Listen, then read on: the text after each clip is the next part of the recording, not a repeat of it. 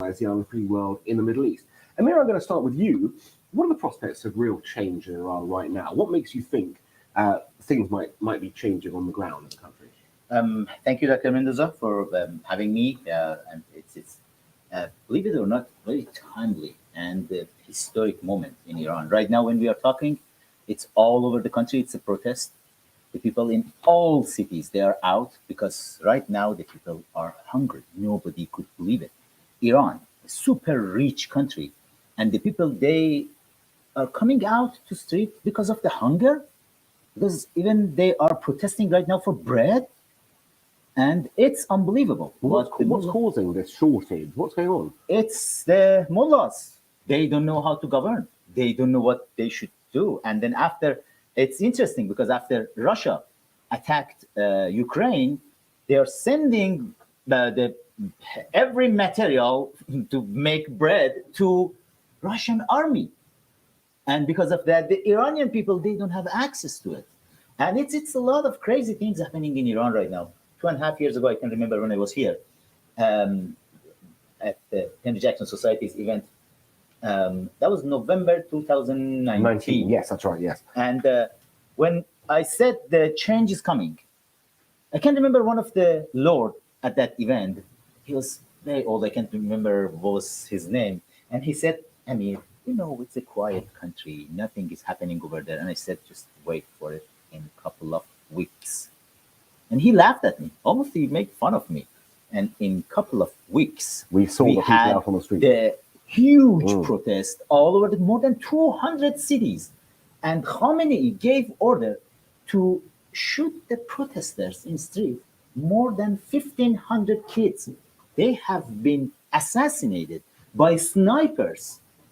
The snipers who have been hired by IRGC, by Qasem Soleimani, the foreigners, Hashd Shabi, Hezbollah, Lebanon Hezbollah, Iraqis Hashd Shabi, Fatimiyun from Afghanistan, Zainabiyun from Pakistan, Houthis from Yemen, all of them, they came together to kill Iranians in the street.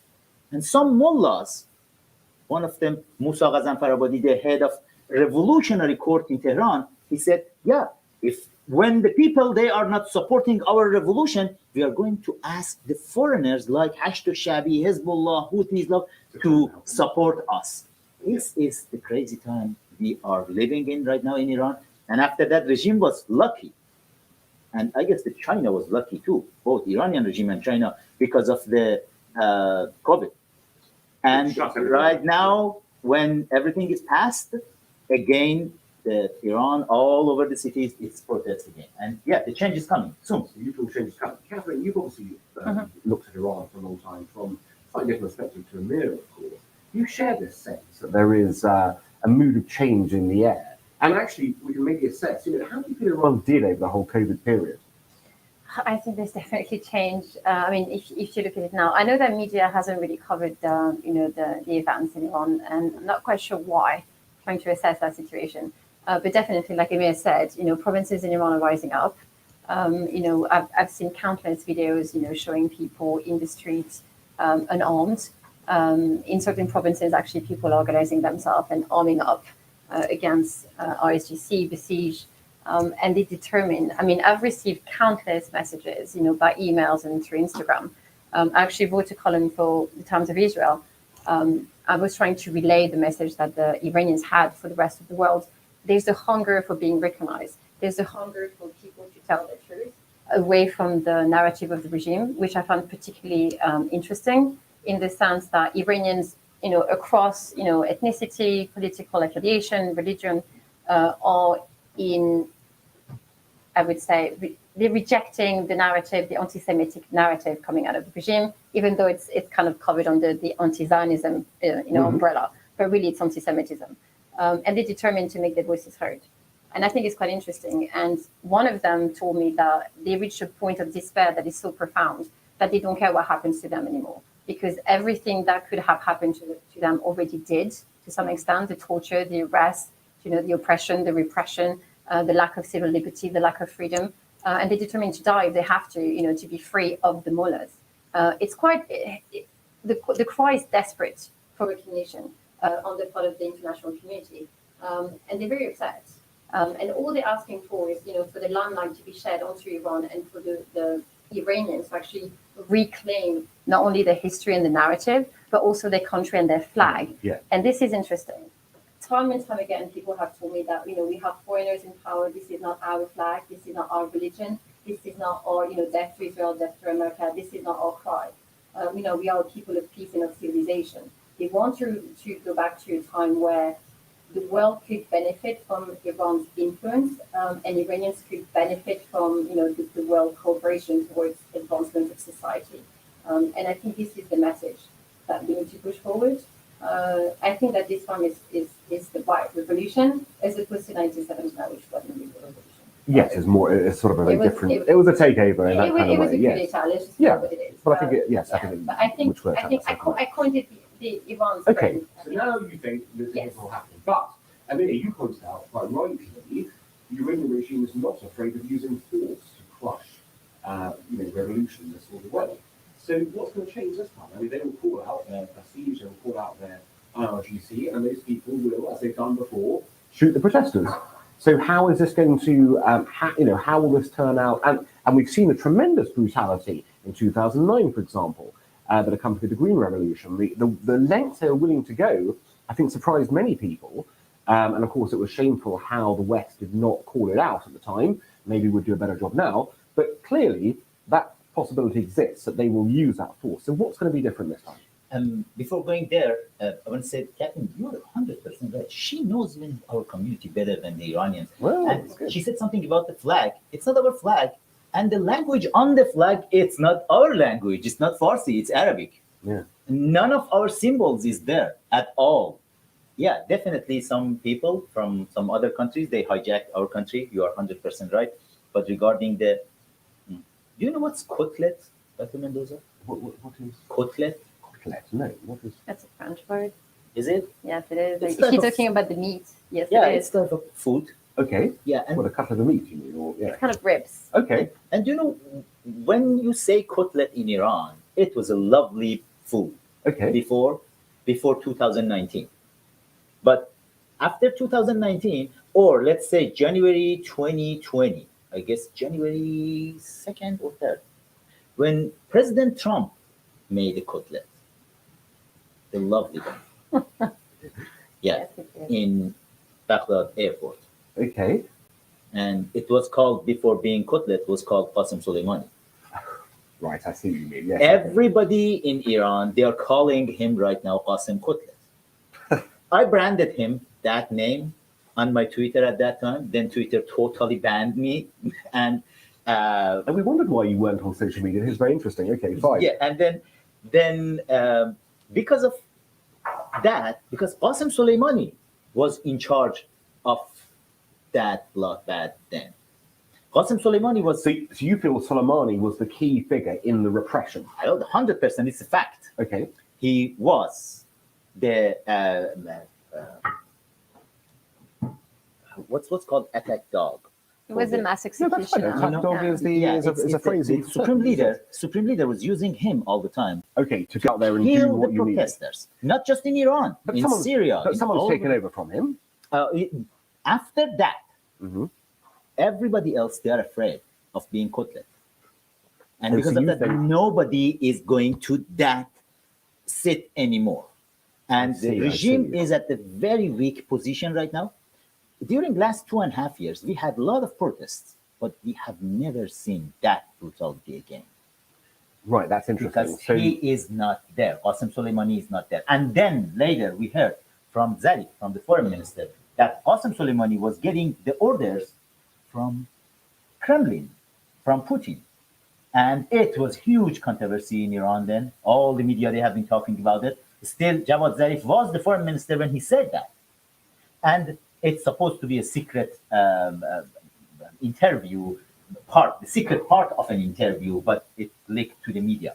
And you know what? When Qasem Soleimani is not there, when regime is bankrupt because of the oil sanction, and when 97% of the country, they want regime change.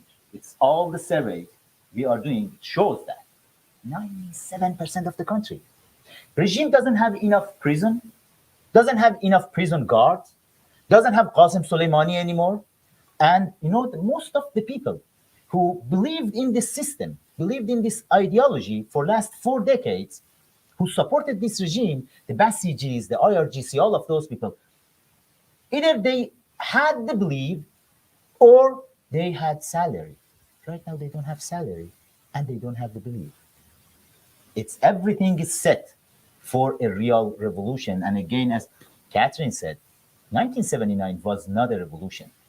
It was a coup d'etat by Russians. Russians, they worked on that coup d'etat. It was part of my book, Comrade Ayatollah. When that book was sold in underground market in Iran, more than 3 million copies. And I put all the facts and documents there, which shows it was not a revolution at all. It was just a coup d'etat planned by them. And that was interesting for me when Catherine read the book Mitrokhin Archive. And when first we started talking with each other, and she was telling me that, and I said, "Oh, Catherine, have you seen that the other book, Comrade Ayatollah, which revealed exactly all these documents?" Like the connectivity between the exactly. Soviets And you know what? It was not a revolution then, but now it is a revolution, and it will happen soon. Right. So look, I haven't obviously seen your figures, so I don't know if 97% of the people really are on side. I'm going to take your word for it for the moment. Catherine, let's assume Amir is right for a second. What he has said, of course, is that the country is near bankruptcy, but there are these nuclear talks going on in Vienna right now, which may end up giving the regime a lifeline economically. Is there not a danger that just as the regime once again looks like it's going to topple financially, the West will basically give it a moment and a way out of prison by giving a nuclear deal that will include, of course, vast sanctions? Of course. I think, the idea that, Western nations would actually imagine for a second that Iran is actually serious about, any JCPOA or any form of a nuclear agreement that would indeed prevent it, to access a militarized version of a nuclear program is insanity. Everything tells you, actually several people came out, within the regime telling, very publicly that, yes, of course, Iran is pursuing, military ambitions. So it's insane to think that we would ever consider. The other point that is important for me is that in order to negotiate with anyone, with any party, you need to have some understanding of the common ground and share similar values in order to prevent any conceptual misunderstanding of the agreement that you're signing. And I think that it's rather clear that Iran is standing so far away from, Western nations in terms of understanding what human rights means, what being committed to an agreement means as well legally.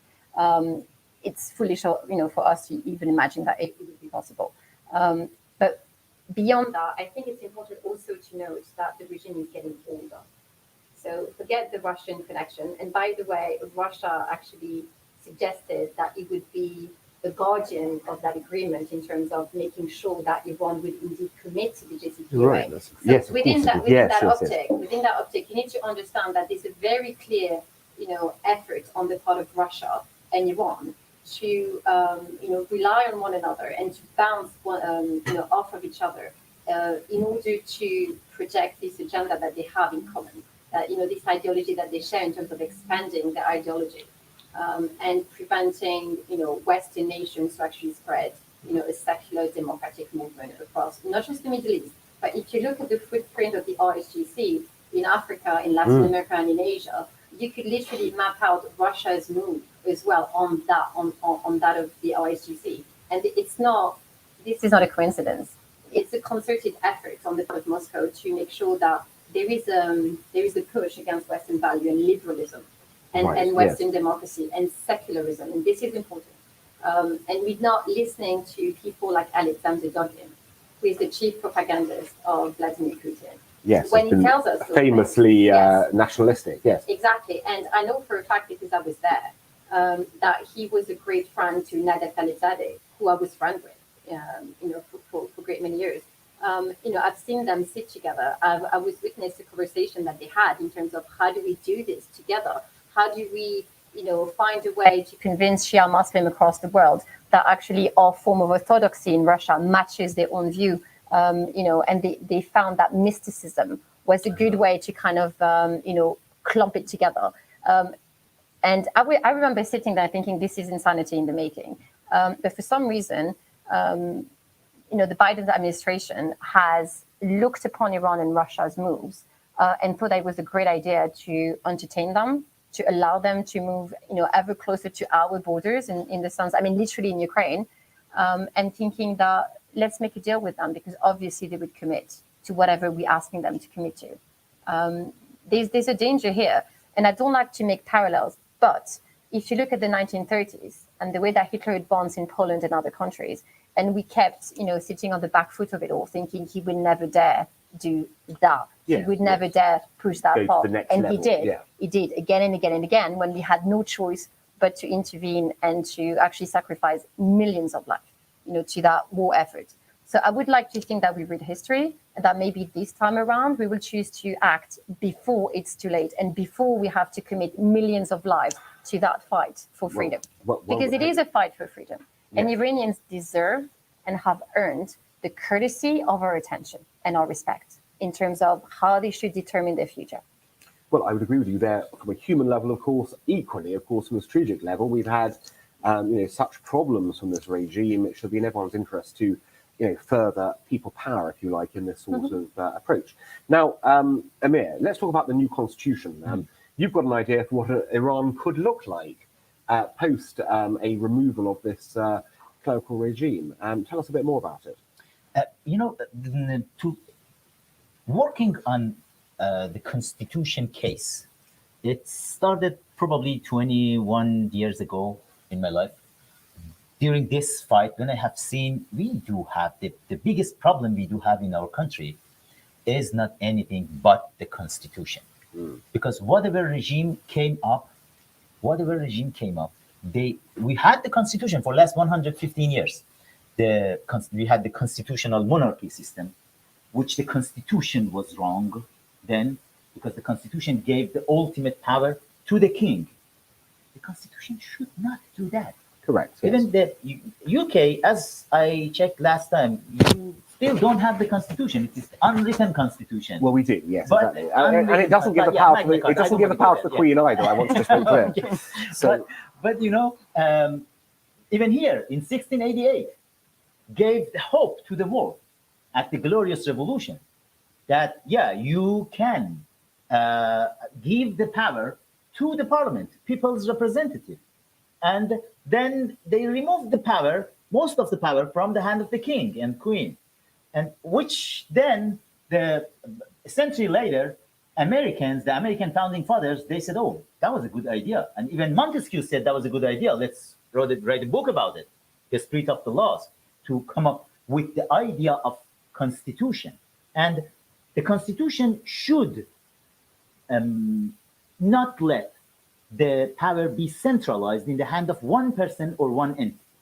But if you look at the Iranian constitutions, during the constitutional monarchy or the Islamic Republic of Iran, both constitutions, either it's in the hand of the king or in the hand of the supreme leader. Yes. They gave the power of God to these two persons, specifically to the supreme leader. And then we have been looking at this, and both constitutions had the official religion in power. We cannot say we have equality for all, and at the same time we have official religion. Official religion means, okay, whoever is Shia, Muslim Shia, is a first-class citizen, and the rest of the country are second-class, third-class, fourth-class citizen. It's not equality anymore. And this is the thing happened during the last 115 years in Iran. And then we came up with the idea that let's draft a new constitution. Why not? It was not easy. It took 20 years. But at the end, we came up with the draft. It's the proposed draft constitution for future free and democratic Iran. I have some of the copies there. And I guess, there's no point in showing online, but where can people look at it if they're watching? It's easy because we have the app for it. It's called Iranian. If they go to PDCI, Proposed Draft Constitution of Iran, PDCI, they can find the application and look at it. It's in Farsi and English, and also on our website, IranianCongress.com. they can see the draft constitution there. Right, and presumably it's a parliamentary democracy in the way that we would understand it. We have the tripod system over there, and it's, believe it or not, we drafted this constitution. This is the only, it's unique. It's the only draft constitution in the planet that can cover the monarchy for Iran and the republic at the same time. You don't need to change even one word. If the people voted for monarchy, it can be Iranian monarchy, and if they voted for republic, it can be the Republic of Iran. And both, just one, you won't believe it, but when you read it, you will love it, because we wanted to bring two forces. We have two big forces in our oppositions. Yes. It's the monarchists and the people who are supporting republic. Of course. We are giving them this hope that both of you can work together, not fighting with each other. Work together for this constitution to bring it in I've got to power. put you on a spot though. Are you a monarchist? No, I'm a Republican. You're a Republican. Yeah. Fine, okay. Are you a monarchist? No, I'm French. I'm very Republican. Fine, Republican in this kind of way. But this is interesting, as you say. But in my organization, absolutely. probably 30% of the National Iranian Congress, 30% of our members are monarchists. Absolutely. As you fine. say, the key thing is it's up to Iran to determine its own future in that regard, what form of government it might want. But the key thing is you've got there power to the people in the constitution. Which yes, 100% of the power is in the hand of the people. And the people, they are picking, they are voting for the king or queen. Oh, that's interesting. Okay. They are voting for it every 12 years. If the people said we want a monarchy, it's part of this constitution. They say, okay, you want a monarchy? Just vote for your king or queen. And after 12 years, it will be a vote again. And if no, it's a republic, because we found a special place for the king or queen. It's as the head of judiciary branch without having any vote. I said, see, okay, I sit see. there, don't do anything in executive branch or in legislative branch. Just sit there, because some people, they wanted to have monarchy in Iran. And it was not easy to find this solution, but to find a solution to get that worked in. Well, that's very interesting. Right, I recommend all everyone. Three branch of government, all of them, the head will be voted by the people either way. So an elective monarchy, a very interesting concept if that's the route you want to go. Now, Catherine, last question essentially to you. Ebrahim Raisi, you got to meet him. He's obviously the president right now. I'm not sure he might want to stand for this role of elective monarch, although I don't think he'll get elected in this way. But tell us a little bit about him, because I think the smart money is on him should this regime continue, replacing the supreme leader as the super. So tell us more about him and what his sort of backstory is. It's not a very pleasant backstory. No, it's not a pleasant backstory, but he's a very good politician. I mean, he has lobbied the leadership in Iran to ensure that he would be put in at the presidency. He was formerly the head of Mashhad, and Mashhad has billions of dollars worth of assets to its name, as well as a militia.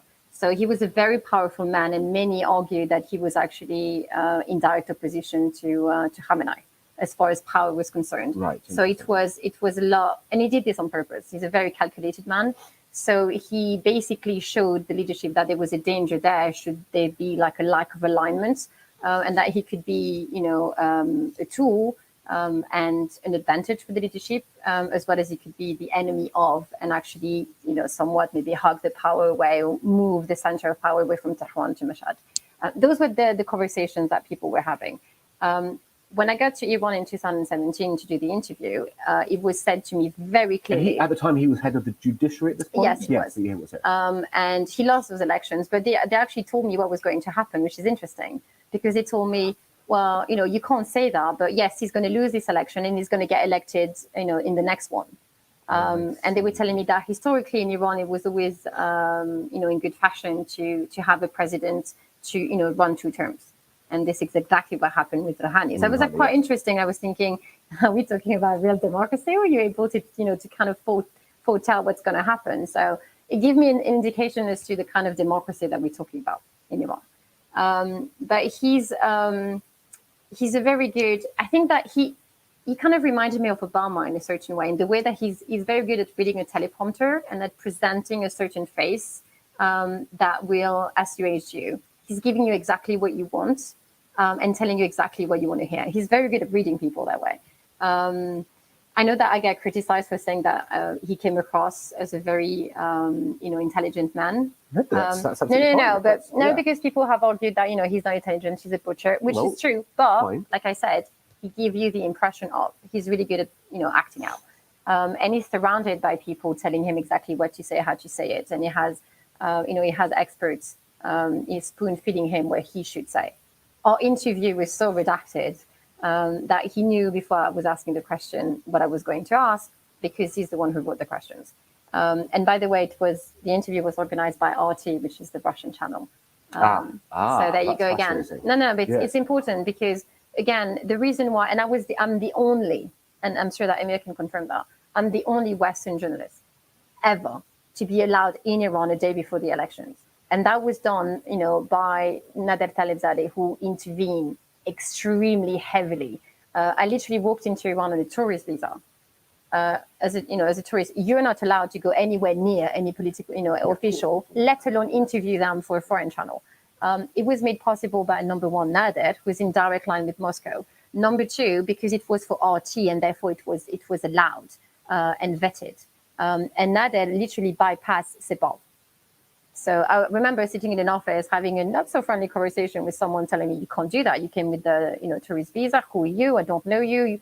We haven't vetted you. Like it's not going to happen. Nader made 2 phone calls and that was the end of it. Raisi literally said, I'm seeing her. This is happening. And I flew back in his private plane to go back to Tehran. It was very kind of him. But yeah. No, absolutely. But it kind of gives you an insight as to the inner workings of this Islamic Republic that they're talking about and the democratic system that they have. It's not democratic. It's all orchestrated, outside even of Tehran. It was all done in Moscow, made possible by the chief propagandist of the Islamic Republic, facilitated by the chief propagandist of Moscow. So there you go. That sort of symbiotic nature. Are they moving together everywhere? Together. Right, we're almost out of time. Amir, last time you came to London, you made this prediction. You said people will be on the streets within 2 weeks, and it proved correct. When will people be on the streets this time in a serious way that's going to? They are already in the streets right now. And when's that going to lead to? And it will go, I guess, to the end because right now regime doesn't have any solution. The people are hungry, and this is the most dangerous type of revolution the human history could see. It happened in France before, and French Revolution was because of that, and then everywhere else. When the people are hungry, it's why they should sit at home. And I guess this will go to the end. And let's see. I'm a little worried about the Biden administration because some crazies over there, some terrorist supporters like Robert Mueller, they can cause some troubles. But this movement is very strong inside the country. And the moment we are talking, literally, and all over the cities, the people are out. They're fighting in the street with the regime. But let me disagree with you in one single point. Do it quickly. Yes. Raisi is a dumb. He's dummy. I say give me the impression of. Okay, you two are going to have to take this out in a different way. We're not going to get into this whole conversation. Let's be shady anybody wants. It's fine to have that impression. And if he gave that impression, it's good to know as well that he's capable of doing that. Right. Catherine, Amir, thank you for joining us. We wish you, obviously, Godspeed in trying to bring democracy to Iran. And thank you all for joining us at home. We will see you again next time for another edition of The Scoop. Thank you all.